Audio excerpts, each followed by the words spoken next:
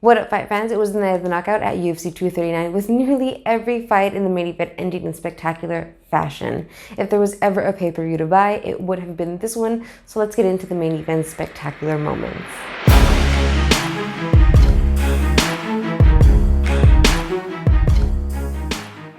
Ben Askren versus Jorge Masvidal. Need I say more? Probably not, but I will, because I was basically the shocked Pikachu meme upon watching that finish. Askren came in on instinct, looking for the takedown as wrestlers do, and Jorge Masvidal took advantage of that by coming in with a flying knee, and that resulted in the fastest KO ever in UFC history, coming in officially at 5 seconds. And Askren was out cold. His body was stiff, and he did take his time coming to, and even though he was taken to the hospital afterwards, he was fine and even tweeted, "While that sucked," which is an understatement to be sure. Per Dustin Poirier's Twitter, however, Masvidal had every intention of starting the fight with that move, having practiced it quite a bit during his camp. Later that evening, Masvidal did confirm that he had that move in his back pocket and was looking forward to using it in the fight. And naturally, Masvidal is now looking for that title shot, and he does make a strong case given the fact that he has won last of his 2 fights via knockout.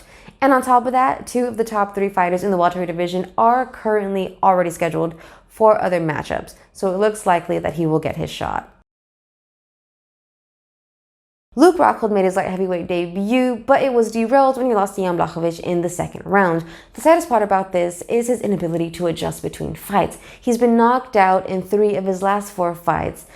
All of them began with him getting caught with the left hook, followed by a barrage of punches that eventually put him out. After his title was taken by UFC Hall of Famer Michael Bisping at UFC 199, Bisping gave fight to this and even mocked him for keeping his hands low, particularly his right hand. And when I was watching Luke, we watched a bit of tape, and every time he does something, he drops his right hand. He was even doing some video on Instagram where he's doing this thing, and his right hand drops. You drop your right hand all the time, buddy. So I was like, left hook all day long. This occurred once more at UFC 221 when Rockhold fought Yoel Romero. Rockhold kept his right hand extremely low, and Romero capitalized, hitting him with the left hook and dropping him. He then followed up with a right, putting Rockhold out completely. Last night's fight was no different. Rockhold did perform well in the first round against Jon Błachowicz, but his tendency to keep his right hand extremely low did catch up to him.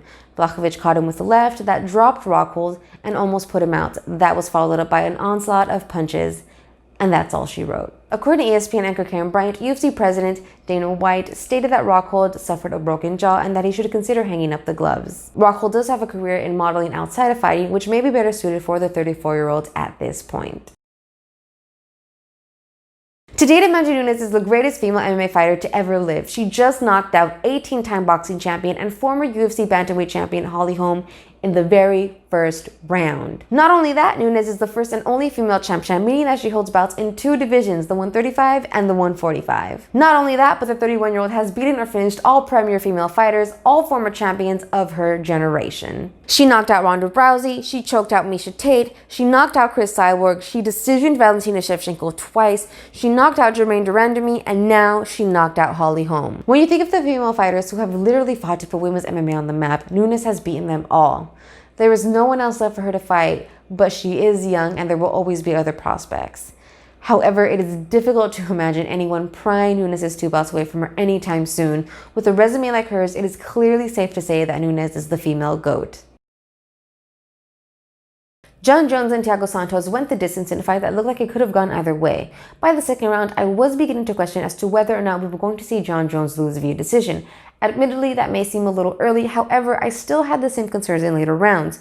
Jones simply was not active during the first 2 rounds to the point that it looked like he did not even want to be there. Even though Jones became more active in the final 3 rounds, his killer instinct simply wasn't there. There were times, especially in the 5th, that Santos was wobbly and injured and Jones did not attack. What I also find to be very interesting about this fight is that it did not go to the ground at all. There was not a single takedown attempt in all 5 rounds. How does Jon Jones go from being the first man to successfully take down Daniel Cormier to not attempting a single takedown against Santos?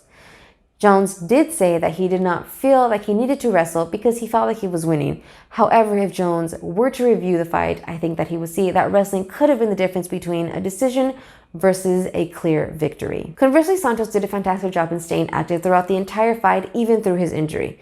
Often that is enough for judges to give you a win via decision. For Jones, however, his performance seemed to be bested by his injury, even though he chalked it up to Santos being a technical fighter.